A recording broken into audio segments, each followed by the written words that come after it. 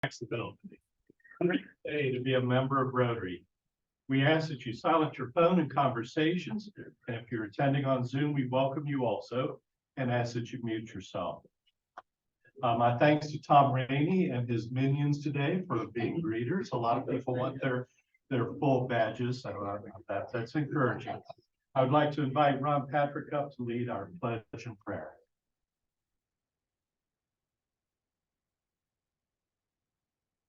Please join me in the pledge. I pledge allegiance to the flag of the United States of America and to the republic for which it stands, under God, indivisible, with liberty and justice for all. Dear Lord, being in Rotary allows us to serve others. We ask that you help us remember always the four-way traffic as we work today and every day. Help us to serve humbly and willingly as we focus on the needs of our community. Thank you for our gifts and help us to use them wisely. Amen. Thank you, Ron. I'd like to call upon Ron Maloney now to introduce our guests and visiting Rotarians.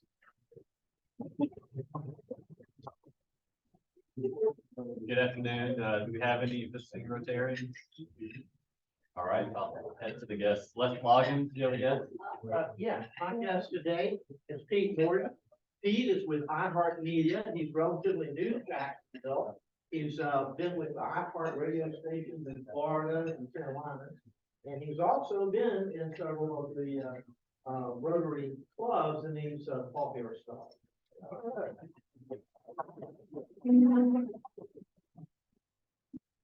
B4, do you have a guest? This is Rex. Rex is my exchange son through Rotary, and this is my daughter-in-law, his wife,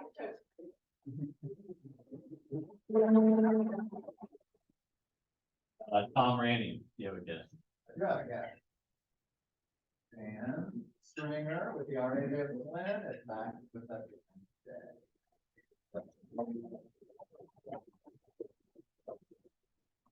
And Lynn Ballman, do you have a guest?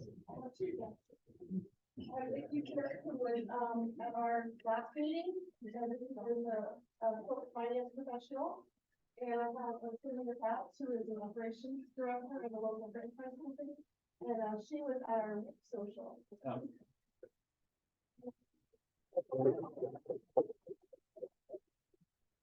And Crystal Bryan, do you have a guest?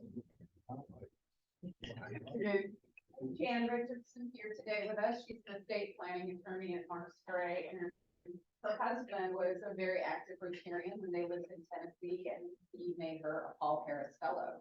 So she has a very good interest in Rotary.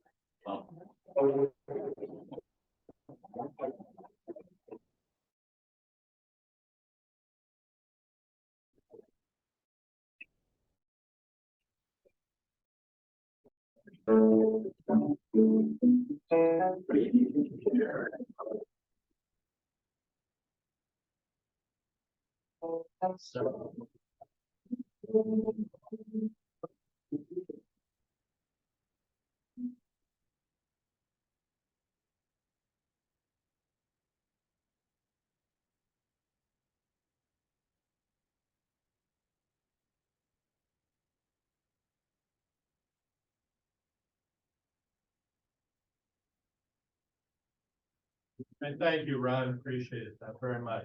All right, a couple of family of Rotary updates. Birthdays. Jorge Morales, his birthday was on February 3rd. We had our social last week. We have one coming up, which I always view as a double birthday. Lori Whitmer, February 10th, and B, Havington. Lori. It is a birthday for both of y'all. And then past President Alan Clark, February 11th. So if you'll see them, wish them a happy birthday. Also, years of service, and this is a real coincidence. Past President Dan Roby is joining us today on Zoom. Welcome, Dan. Thank you. Good to see you all. Yeah, it's good to see you. Well, we don't see you. It's good to hear it. Dr. Roby is serving 13 years anniversary of Rotary February 1st. And thank you very much for your service. And Cole Shad, first year of Rotary February 1st. Thank you all for joining us today. I want to read you a couple of things today. One is a thank you letter that we received from Daniel, dated in December, indicating thank you for your donation of toys and then gift cards totaling $175 in support of our 2022 holiday toy drive. As the oldest child serving agency in Florida, founded in 1884, we have been providing critical services for the most vulnerable in our community for over 138 years. Your donation certainly helps us to continue to provide quality services for those in our care. We appreciate your continued support of our mission to, quote, improve the odds for kids, end quote. Happy holidays. So that was a very nice letter from Daniel. Also, once again, I want to thank Robert Harris for giving us the opportunity at his home to celebrate the holidays.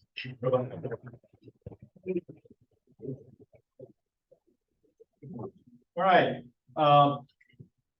Lisa Marie Winslow could not make it today, but her committee on the gala for this May met last week. It is themed off to the races, and it's going to be on Derby Day. And so it'll be a music, bourbon, and horses. Oh my. Be at the Bull School, 7 p.m. to 11, with an early VIP entrance to be available. The charity that we will be serving is the North Florida School for Special Education.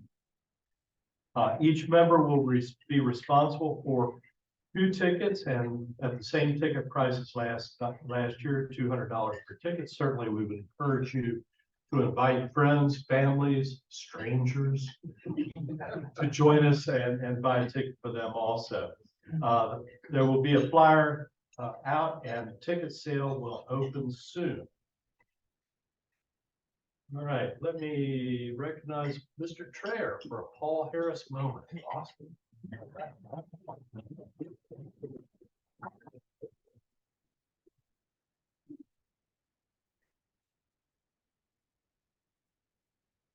Dan Roby, all the way.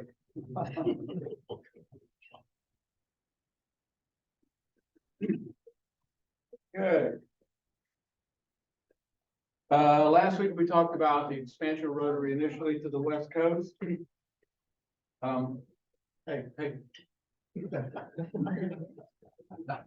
Late 1908, 1909 were times of conflict within the Chicago Club. Friendships were frayed as members of the club wrestled with the expansion goals of Paul Harris. They were not on board with it. Paul had a group of trusted Rotary delegates that he started sending all around the country, seeking to establish clubs in various cities, calling them worldwiders. He wanted to go worldwide. Rotary messengers went to New Orleans, St. Louis, New York, St. Paul, Minneapolis, Peoria, Indianapolis, and others to spread the Rotary story. At first, the Chicago Club reimbursed some of the envoys' experiences, but with Chicago dues at only $12 a year. Why are our dues? Members of the club were not sharing Paul's zeal for expanding at their expense. He wanted to have a national board of directors, and there were just too few clubs to support such an ambitious arrangement. He was also taking up much of the Chicago Club's meeting time because he kept reporting on the progress of spreading out to other areas, so they were neglecting their own business. Eventually, the Chicago Club voted to do its part and in a national organization make a contribution of 50 cents per member. The National Board of Directors was never adopted. However, a Board of Commissioners was established in 1910. It was suggested there needed to be a National Association of Rotary Clubs, and they needed to have a constitutional convention with each of the roughly dozen clubs they had at that time. So the initial Rotary Convention was planned for 3 days, from August 15th through August 17th, 1910. It was in Chicago. Of the then 16 total clubs by the time they had the convention. When Paul called the convention to order at 10 a.m., he challenged the delegates, stating, "We've been called here to organize a National Association of Rotary Clubs, have a great deal of business to transact." He discouraged oratory and encouraged getting down to business. Some of the items they debated over were annual dues, initial dues, the role of women in the club. What should the role of Rotary be regarding its members and communities? Identification card, publicity for Rotary. In the end, progress was made, a preliminary constitution, bylaws were established, dues were established. It's interesting that the idea of allowing women into Rotary was soundly defeated. One delegate stated, quote, it was hard enough handling a couple hundred men without having the ladies on our hands. Needless to say, some prominent women at the time publicly objected to it in the press. The matter was not resolved until a U.S. Supreme Court landmark case some 77 years later. I didn't know this, I don't know if you guys did. This was actually a case about Rotary in 1987, and what the Supreme Court was a 7-0 decision, and it said that anti-discrimination laws and public accommodations apply to Rotary clubs. And following that, and there was another ruling from '84, all the male clubs just threw in the towel, and women came in. And by the way, Sandra Day O'Connor was the only female justice on that court. It was a 7-0, and the men agreed. A national motto was suggested by the Los Angeles Club. You're gonna love this. Give business under Rotarians as you would be given. You like that? Instead of service about stuff. I thought that was interesting. It did not pass. One featured speaker, Daniel Caddy, who was Paul's former UVM fraternity brother from New York, predicted that within 80 years, Rotary would circle the world and have over 1,000 clubs. That's 1910. Fortunately, he was right about circling the globe, but he was wrong about how long it would take. That goal was both reached 11 years later when the 1,000th club was chartered in 1921. Among the last pieces of business, they elected a permanent president and a secretary who agreed to work for $1,500 per year. I thought, because the concept of women in the club came up, I don't know how many people here are aware that when Rotary was a male-only club, and technically, I guess it would still be the same now, if you were a male member and had a wife, that your wife was called Rotary Ann. I mean, I don't know how many of you guys know that. But where did that come from? My wife thinks it's a delightful thing to do, since her name's Ann. This designation, I had to pull this up. This designation was never one of disparagement, but rather grew out of an interesting historical occasion. In 1914, this will be their 5th annual convention that they're having, and it was going to be in Houston. In those days, few wives attended. There was a train from the West Coast going to Houston, and the train stopped in Los Angeles. The only woman on board was the wife of Rotarian Henry Brunier. As the train picked up additional convention-bound delegates, Mrs. Ann Brunier was introduced as the Rotarians Ann. The title soon became Rotary Ann. Since the clubs of the West were inviting the Rotarians to hold their next convention in San Francisco, a number of songs and stunts were organized, which would be performed in Houston. This is while they're on the train going to the convention. These guys were something else. One of the Rotarians wrote a Rotary Ann chant. On the train's arrival at the Houston depot, a delegation greeting the West Coast Rotarians. One of the greeters was Guy Gundaker of Philadelphia, whose wife's name was also Ann. During the demonstration, someone started the Rotary Ann chant. The two petite ladies, imagine this, Ann Brunier and Ann Gundaker, were hoisted to the men's shoulders and paraded about the hall. I can't make this stuff up. I just can't make it up. The group loved the title given to the two women named Ann. Immediately, the same term was used for all the wives in attendance, and named Rotary Ann was here to stay. Now, they actually formed a Rotary Ann organization. They had meetings. The wives all participated in it, and the best part, they didn't allow the men to come. So I thought that was good justice. A little bit of Rotary history.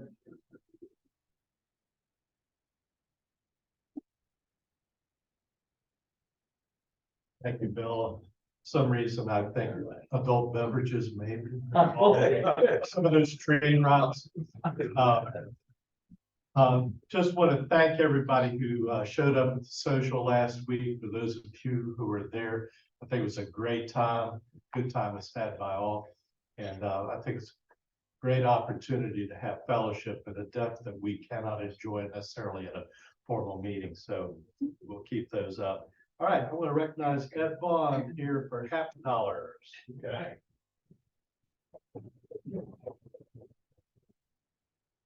So Lisa Marie couldn't be here. I'll start off the happy dollars on her half, or her part, I should say.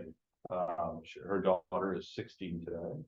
Pretty good news there. So she's out with lunch with her, and then her mother is having her birthday as well. So she's double duty there. So well done. $5 in the happy dollar for her. So, anyone else? Happy dollar. I want to give a happy dollar because I got to attend a ceremony on what night, it was Sunday. And our most visionary Rotarian is sitting right next to me.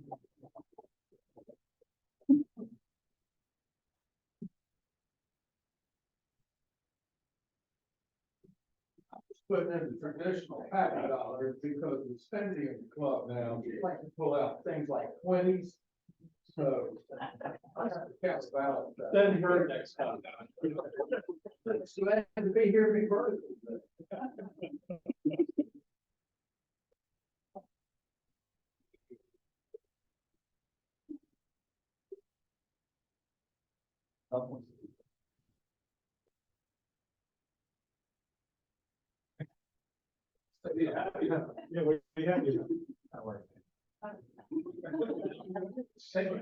your time.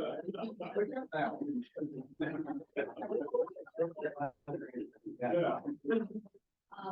Well, I actually got that dog yesterday, and I was walking somewhere, so it's being perfect to get.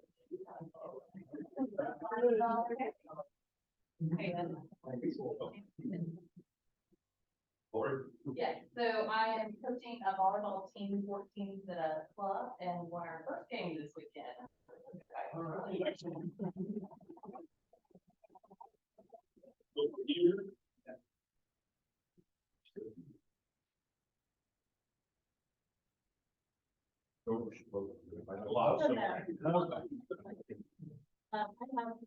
I'm throwing in 5 teams. One of our youngest daughters turning 27. I'll tell you the old one. And the second thing is, when he was speaking about women in Rotary, that was from District 5030 that we came from the Seattle International Club. Happy dollar. It's something weird. On my niece. Her birthday is 42 years old. I've never met her. I'm sort of dropped it for it up there. Every time I visited my sister, she's always on the way up.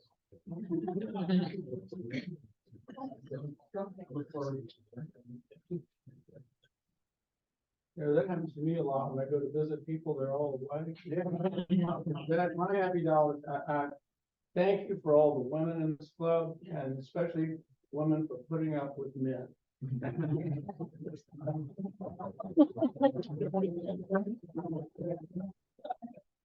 Actually, that clap was good. Happy dollar. I am happy to be enjoying the beautiful weather this time of year. Got to enjoy it this weekend with 2 victorious tennis matches. So gotta be happy about that because there's not a lot of wins these days. Okay, are there any other happy dollars? One more over here. Then I'll come back.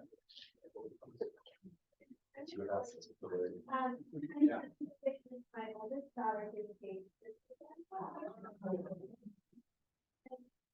My younger daughter will be very later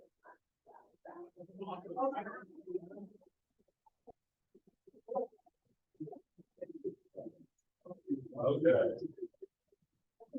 And I'm very happy that Teresa Nichols is here from UNF, and UNF is where I graduated from undergrad, and it was a professor at UNF that told me about a scholarship called the Rotary Foundation Ambassador. And so I became a Rotary International Ambassador, and we still survived. You know, Rotary, you're not going to read about that in your book. But all kidding aside, it changed my life, and I have UNF to thank for that, and Rotary to thank for that.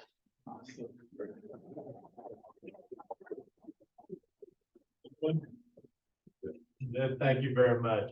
All right, let me recognize Michelle to introduce our speaker today.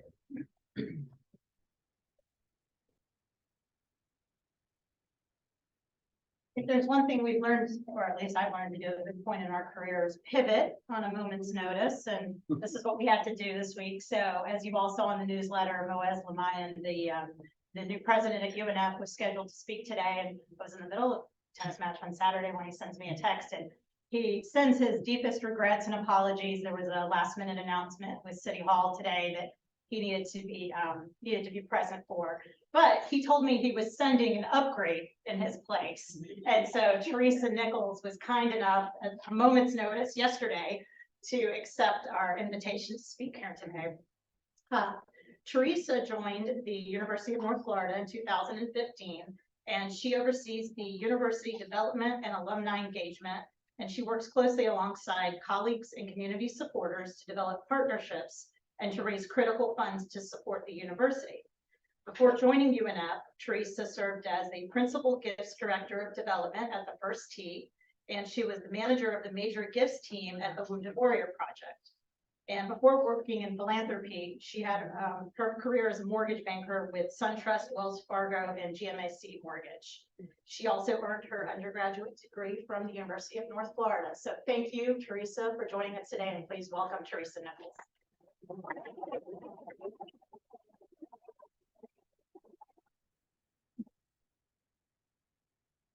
Thank you so much for that warm welcome. I'm excited to be here today and hoping I'm not going to get hoisted in the air. I am all of those things that you just said, Michelle, but what I am not is a brilliant PhD from Tunisia who happens to be our new president, Dr. Moaz Lamayan. Although the bad news is that he will not be here speaking with you today. The good news is that you will not be forced to pronunciate his name in front of him. So congratulations to all of you. He apologizes that he cannot be here. Certainly things happened that have taken him away today. But he's looking forward to being with you again in the future. Can I tell you a little bit about him? Okay, great. He's our 7th president. He started with UNF on August 1st. He's an energetic and passionate leader, comes to UNF with 10 years of experience as the dean of the Muma College of Business at the University of South Florida. In every step of his career, he's worked to open doors, enhance resources, and create valuable experiences for students. During his tenure as dean at USF, the college boasted strong placement rates and freshman retention rate rose to 95%.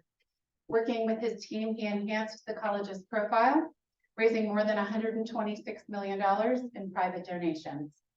He also led university efforts in career preparation and placement, internships, and talent development for students.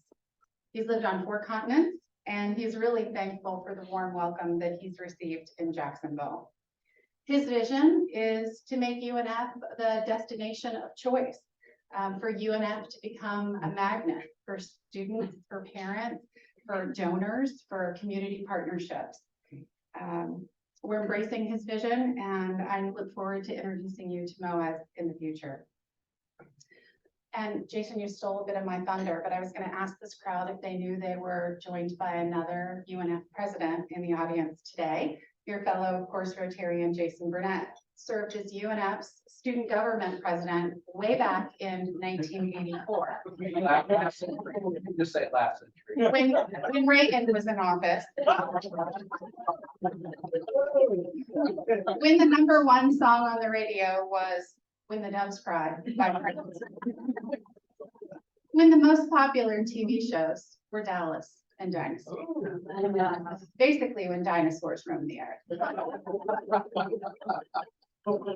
He's gone on to great personal success while steadfastly serving at UNF. He's still serving today on our foundation board. Thank you, Jason, so much for everything that you do for the university.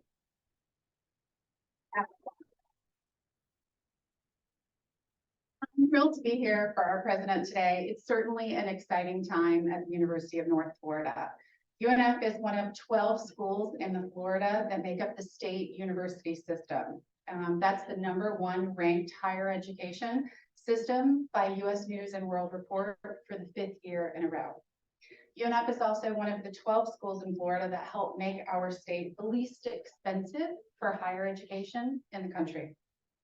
Individually, UNF is recognized nationally as a top public university by US News and World Report, and is one of the fastest rising universities in the country in those rankings. In fact, UNF is ranked among the best national universities in US News and World Report's 2023 edition of Best Colleges for the 4th consecutive year. Ranked a top public school, top performer in social mobility, and recognized for its undergraduate programs in engineering, business, computer science, and nursing. UNF ranks among the top 50 in the nation for its online bachelor's programs and was also recognized for its online master's in education this year. And UNF has been named a military-friendly school, honored with gold recognition status for its exemplary commitment to military students for 13 years running. Lastly, gotta go through all the accolades.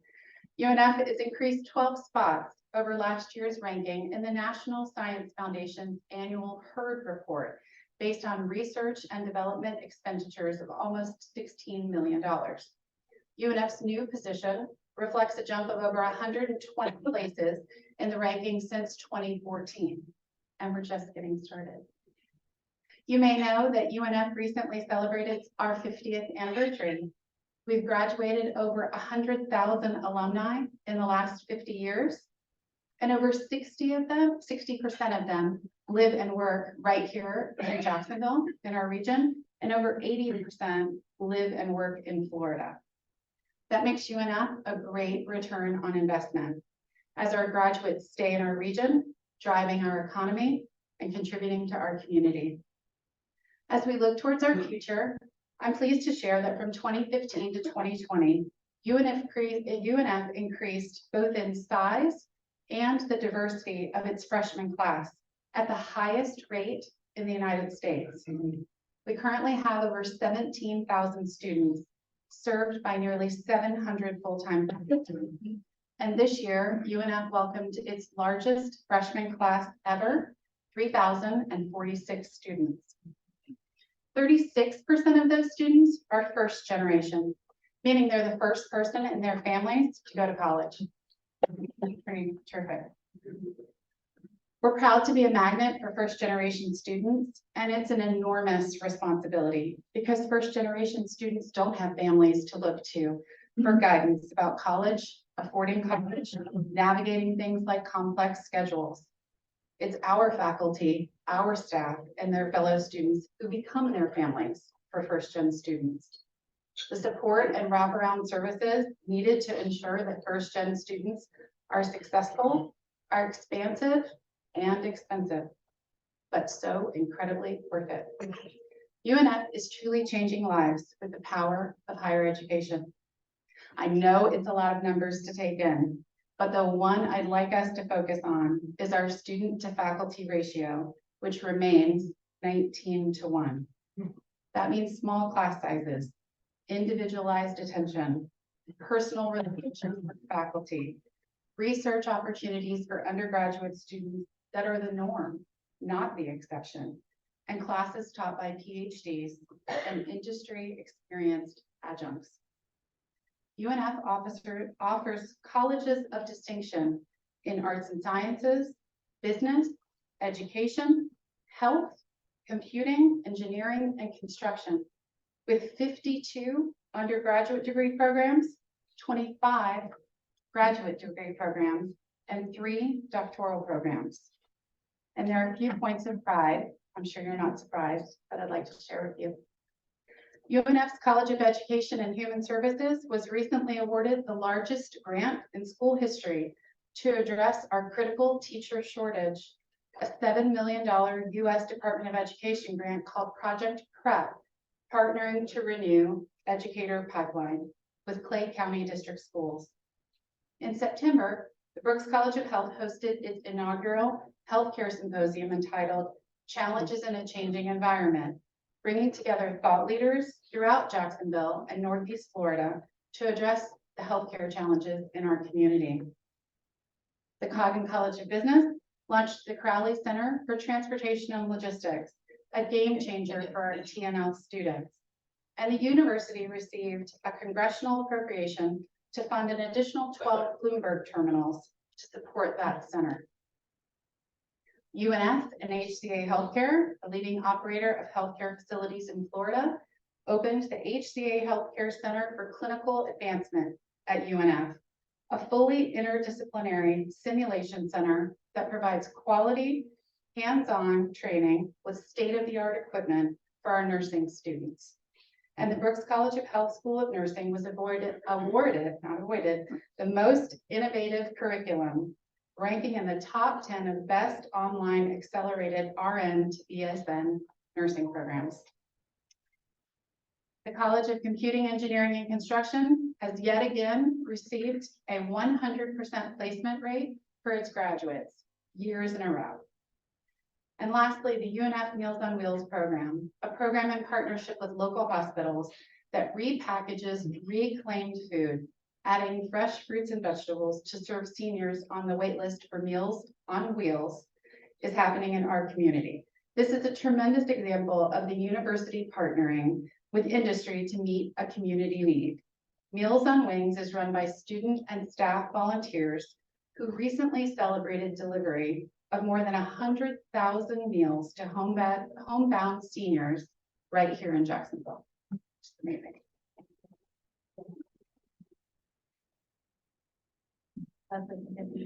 Outside of academics, you may have heard that UNF beat JU twice, back-to-back hoops this week. Go Ospreys.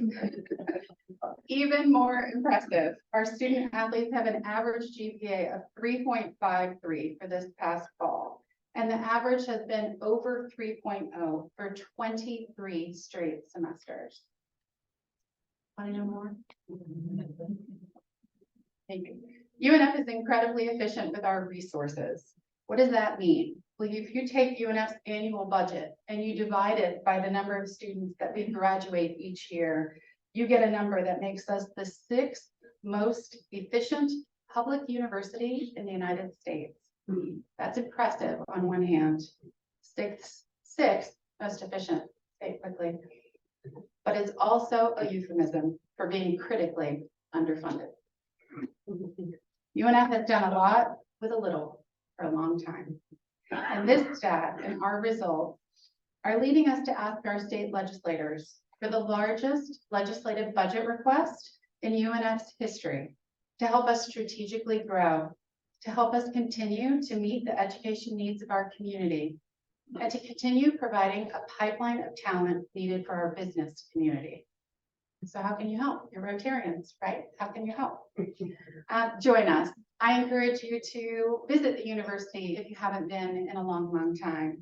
I encourage you to provide internship and employment opportunities for our students, to come be a guest lecturer in your area of expertise, to partner with the university, to give, to advocate for the university at every opportunity that you have to do so. I appreciate your time this afternoon and I welcome your questions.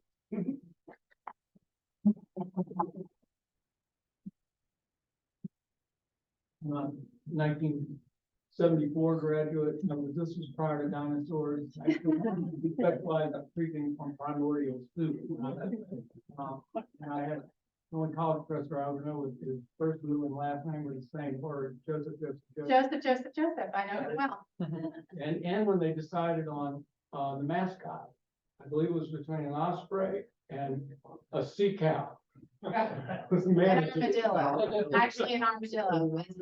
Manatee may have worked itself in there, but yeah. My question this morning, there was an article you may have read last week in the Wall Street Journal about what HR directors, executives and all are being asked about the value of a college education. Yeah. The article was titled that they need 4 years. Yes, And the gist of the article was all these guys believed that they didn't. In fact, over 90% of them said, we don't see the value of college education in the employees that we're hiring now. So I'm just wondering what the college system is going to do to respond to that in some way, Sure. other than continuing with the same 4-year program that I'm not sure is going to last. you're seeing lots of new programs pop up across the country, and it's something we're having to ask ourselves as well, is I think there is value in a 4-year traditional college experience from a maturity standpoint, from a critical thinking standpoint, from being exposed to all new ideas and figuring out where you're going. Not every student knows what they want to do. For those that do specialized programs that are shorter, or badging and credentialing, those things are where we can grow and we'll have to grow. Quick and easy. I remember UNF for a while had a requirement that all incoming freshmen live on campus. Is that still in effect? That is not the case. It was in place for a few years. And I do see great value in living on campus, of getting really plugged into the campus community and having fewer distractions and things to worry about. It is not required. Yes, yes. There's a program that I've heard about in other cities that are going on that it seems to benefit the city and the school. And it's where a major organization, and the one that I know about is IBM, teams up with their local university, pays for and helps get a program running that says, hey, you run this program, we will guarantee employment for all those graduates that come out of that program. And I see the benefit for a city like Jacksonville and UNF. Yes. Helps UNF for some funding coming in, helps Jacksonville by possibly bringing in a large company that's not here already, or partnering with one that is already here. Right. Is there anything in the works, UNF entertaining that? Or? There are actually partnerships that I won't speak to yet because it's not public information, but you'll be reading more about. You're absolutely on the right track. The Crowley Center for Transportation Logistics is an excellent example. They're working so closely with students, creating internship opportunities that you're trying it on, right? Crowley is meeting with our students and seeing if they're a good fit, vice versa. And so they're almost guaranteed. I wouldn't say that they are guaranteed a job. That's maybe one step further. But there are partnerships like that already working on campus exceptionally well. Yes. You mentioned first generation students, and do I remember 35%? 36%, yeah. 36%. Yeah. Wow. What is the graduation rate on the overall undergraduate class? It depends upon what time frame, because there are different graduation rates in 4 years, 5 years. Some students take longer, 6 years. We've got some non-traditional students at UNF that are working full-time that aren't necessarily on a traditional 4-year schedule. And if you have kids that have been in college recently, it gets harder and harder and harder to get through in 4 years, unless you've taken a bunch of coursework in high school that counts towards your degree. So it's not a very easy question to answer based on time frame, about 80%. Okay. Yeah. But It's in that range, low 70s, mid 70s, low 80s. It varies based on years. So you've got only about 20% that are getting some of the debt or the cost, and then ending up without the degree. Yeah, it's actually quite low because Florida is so inexpensive across the board for college education. It's not like other states where you come in and you're racking up sometimes tens of thousands of dollars and not graduating. It's actually very unusual. So many of our students actually get scholarship funding as well through the university or privately through the foundation, that we've minimized that number. It's very low. Yes, sir. Well, Hi. that's a serious call. I'll say. All I saw was your hand. Perhaps somewhat alluded to this, but as a graduate of Georgia Tech, rarely with critical thinking. I thought I heard on the radio this morning that there was going to be an announcement made at 11 o'clock today by your president and the mayor. Was that announcement made, and what was it? it was not our president, it was actually the president of the University of Florida. President too. Yes, yes. We might all have heard of them before. Yes, there was an announcement this morning. I can't tell you a whole lot about this plan. But it seems that UF will be having a facility in Jacksonville to serve graduate students primarily, is my understanding. FinTech and potentially engineering, AI. Yes. I don't know if you know the exact number, but roughly of the entering class this year, about what percentage of it were local students, and of those, about how many actually stay on campus now for their first year? Oh, sure. So largely local. We are a regional institution, right, serving the community in which we exist. Pulling more students from other parts of Florida, so those numbers are going up, as are out-of-state students, as you might imagine. With costs being so low, it's less expensive to go to school in Florida paying out-of-state tuition than you would in some states for in-state tuition. It's making Florida a destination for higher ed. As far as living on campus, we have about 4,000 beds on campus to about 17,000 students. So it's a percentage. Okay. Yes, sir. I've noticed there's a road built within the last year or two that's on the north side of the campus. It gives access to the campus. Yes. Are there plans for, is that just for ingress, egress, or are there plans for that property on the north side that's now just woods to be developed into? Yes, there is a master plan for that property. You'll see additional housing going up at UNF. I won't speak to new buildings quite yet because I think that's a little premature, but the first things you'll see is new housing to accommodate more students on campus. Yes, Jason. What is the ask from the legislature, and how is it going to be broken down for use at UNF? Is it new buildings? Is it for, I know that, staffing salaries and things like that, and professor salaries are always lagging. So can you tell us a little bit about that? Yeah, I would not say as much of that funding, at least in year one, is for facilities as much as it is for infrastructure building on the HR side of the house. For shoring up salaries, for critical staff, and of course our faculty. That ask is millions of dollars. I don't know that I'll get pinned down on that in this meeting today, but certainly the largest ask that UNF has ever made. If we're going to continue to strategically grow and accept the number of students that we are, we're making a commitment to help them graduate, and we have to have the resources and the infrastructure to help them do that. Yes.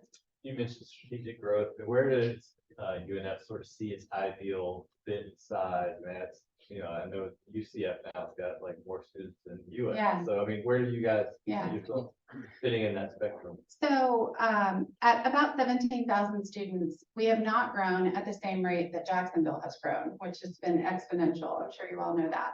If we had kept pace, our student body, with Jacksonville's growth, we'd be at about 30,000 students today. Right. So we have some making up to do, but we also have to do it strategically. We have to make sure we're entering students that have the best chance of being successful and have all the support that they need to be successful. So we know we have to grow, and our new president's figuring out what that number is. Yes. Does UNF have any programs to monetize some of the research that they're doing, or spin off some of the research into Yeah. small businesses? Yes, exactly. So the Center for Entrepreneurship at UNF is starting to tackle exactly that, is how do we monetize some of this research that's being conducted? Yes. Yes, ma'am. You mentioned something about construction, whatever that field is, having 100% placement. Yes. What are your other areas? What are your placement rates, and what is the earnings debt rate?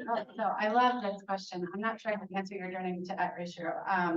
Our placement, UNF is actually #1 in the state for students being full-time employed or enrolled in graduate school upon graduation. All the state universities. We're number one. We are not 100%. We're number one. So we are leading the state university system in full-time employment or graduate school. And that's in field for their degree, Pardon me? in field for what they study. Necessarily, not necessarily. And what was your second question? The debt to earning ratio, the average comes out in. It's in the mid-40s. It's gone up. So it used to be 42 and now I think it's 44 and change. And that's of course across arts and sciences versus construction versus nursing, right? It's an average. Yes. Or scholarships, grants, whatever, what is the cost?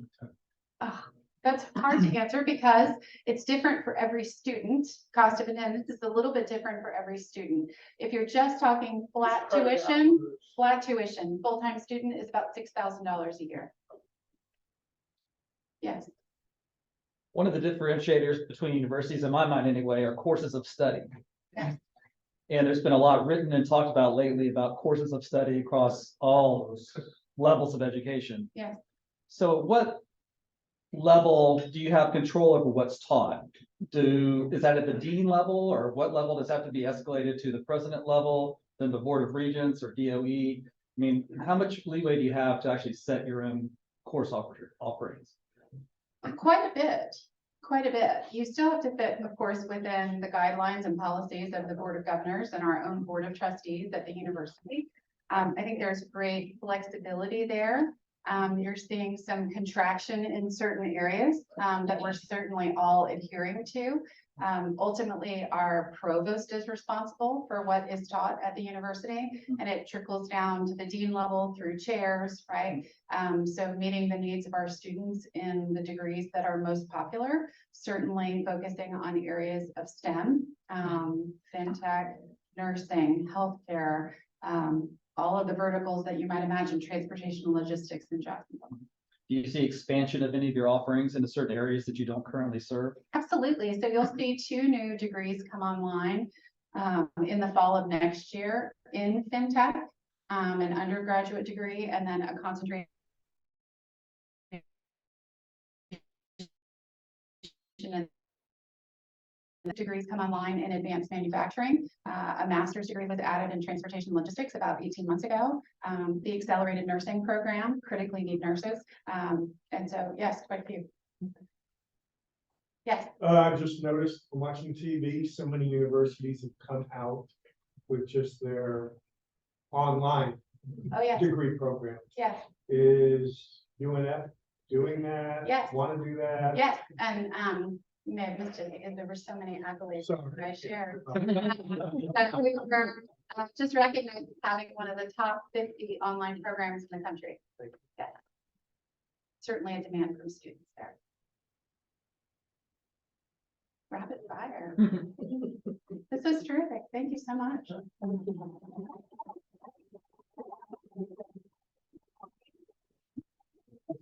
Our appreciation for you stepping in today. Yeah. Like to give you something which sets forth the motto of Rotary, or one of our mottos, and also an item that every undergraduate student seeks, and that's a koozie. Thank you very much for joining us. All right, please join us next week when the speaker will be Tim Rogers, Director of the Jacksonville Public Library System. As we end our meeting, if you would please stand and join me in the 4-way test of things we think, say, or do. First, is it true? Second, is it fair to all concerned? Third, will it build goodwill and better friendships? Fourth, will it be beneficial to all concerned?